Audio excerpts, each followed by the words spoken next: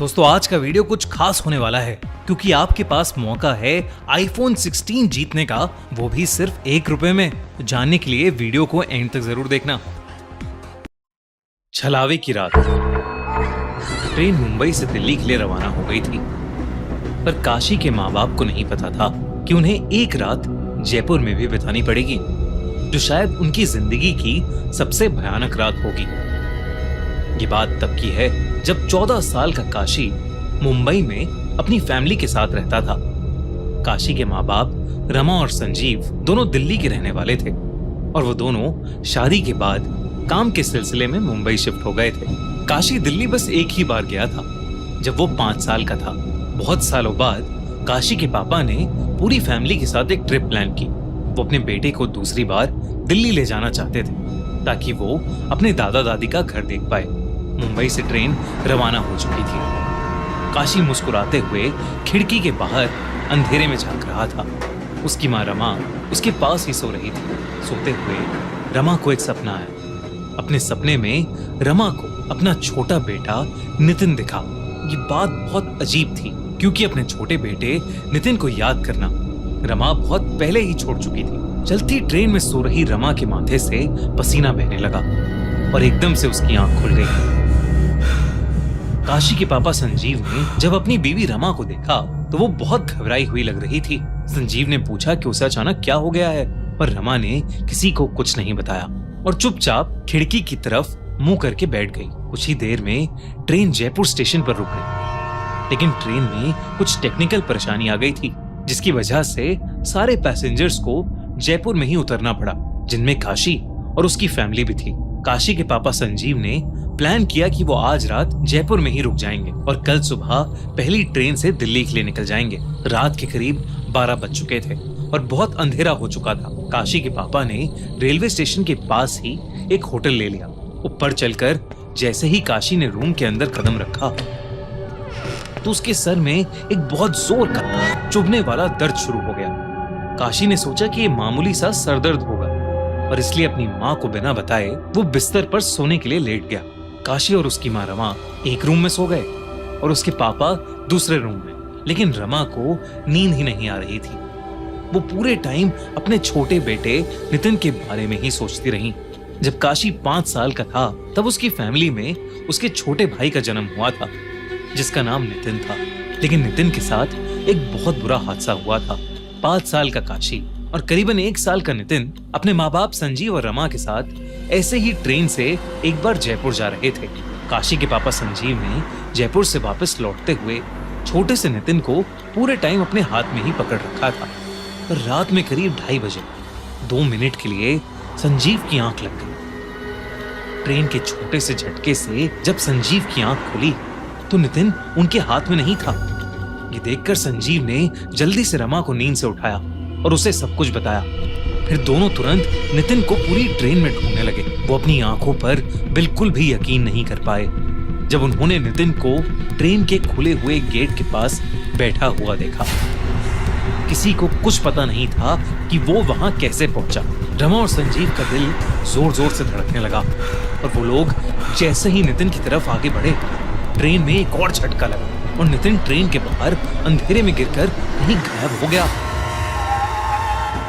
रमा की ये देखकर चीख निकल गई। दोस्तों अब मैं आपको बताता हूँ कि आप सिर्फ ₹1 में आईफोन 16 कैसे जीत सकते हैं। जैसे आप जानते ही हैं 29 मार्च को टाटा आईपीएल मैच है गुजरात और मुंबई के बीच। आपको बस मैच शुरू होने से पहले डिस्क्रिप्शन और पिन कमेंट में दी गई लिंक से My11 सर्कल ऐप डाउनलोड करके उस पर अपनी टीम बनानी है। ये देखो कैसे दिल्ली के जय कुमार प्रसाद ने थार जीती है। तो आप आईफोन तो जीत ही सकते हो। गिव अवे कॉन्टेस्ट को ज्वाइन करो और जीतो ब्रांड न्यू आईफोन 16।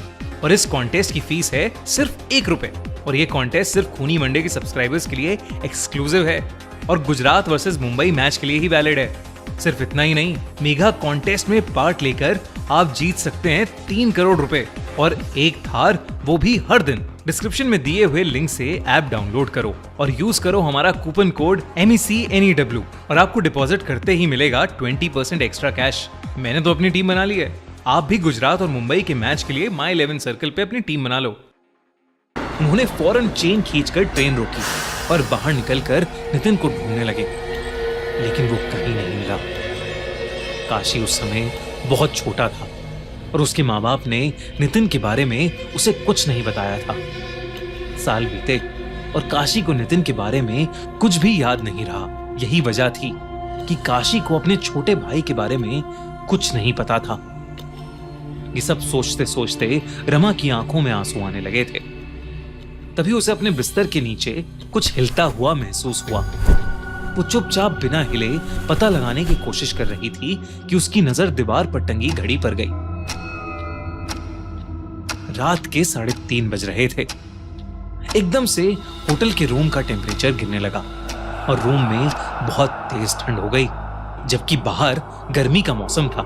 रमा को जयपुर की गर्मी में तेज ठंड लग रही थी। रमा को कुछ बहुत अजीब लग रहा था। तभी रमा की पीठ के पीछे से एक आवाज आई, माँ, माँ पीछे मुड़कर मुझे देखो ना, मैं हूँ आपका नितिन। रमा के कान में कोई बहुत धीरे धीरे उसे पुकार रहा था और पीछे मुड़ने के लिए बोल रहा था। वो आवाज सुनकर रमा की रूह कांप गई और डर के मारे रमा एक ही करवट में लेटी रही। रमा को ऐसा लगा कि जैसे उसका छोटा बेटा नितिन वाकई उसे पुकार रहा है। वो मुड़ने ही वाली थी पर रुक गई। रमा को कहीं से याद आया कि जब कोई आत्मा पुकारती है तो पीछे मुड़कर नहीं देखना चाहिए। कुछ देर तक आवाजें उसे यूं ही पुकारती रहीं, पर कुछ मिनटों बाद वो अपने आप बंद हो गईं। ठंड भी अब धीरे धीरे कम हो गई थी और उनके रूम का टेम्परेचर भी पहले की तरह नॉर्मल हो गया था। जब चीजें ठीक हुई तो काशी की माँ ने बड़ी हिम्मत करके पीछे मुड़कर देखा तो उसे वहां कोई नहीं दिखा।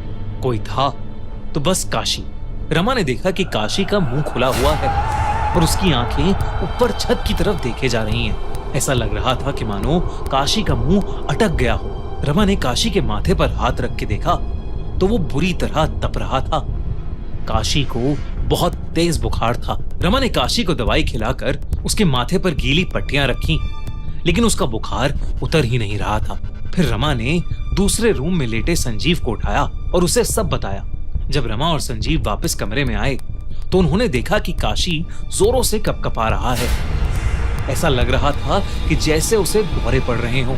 अचानक से काशी की आंखें सफेद पड़ गईं और वो हवा में ऊपर झूलने लगा और तभी किसी बहुत ही छोटे बच्चे की हंसने की आवाज पूरे कमरे में गूंजने लगी।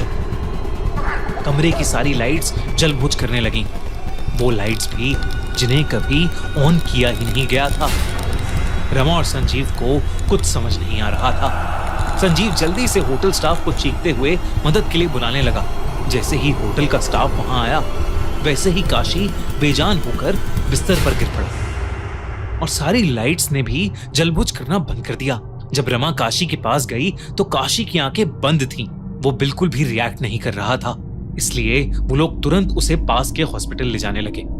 लेकिन जैसे ही काशी होटल से बाहर निकला उसकी आंखें अपने आप खुल गईं और उसका शरीर भी अब पहले की तरह तप नहीं रहा था। काशी को ज्यादा कुछ तो याद नहीं था, लेकिन उसने बताया कि उसे एक छोटा बच्चा अपने रूम की खिड़की पर बैठा दिखाई दिया था। उस रात रमा और संजीव काशी की ये बात सुनकर बहुत ज्यादा घबरा गए थे। किसी तरह उन्होंने पास के हॉस्पिटल में ही वो रात काटी और सुबह होते ही वो बस से दिल्ली के लिए निकल गए। काशी अब बिल्कुल ठीक था। ऐसा लग रहा था कि जैसे उसे कभी कुछ हुआ ही नहीं था। दिल्ली पहुंचने पर संजीव, काशी और रमा एक पंडित के पास गए और उन्होंने पूरी कहानी उन पंडित को बताई।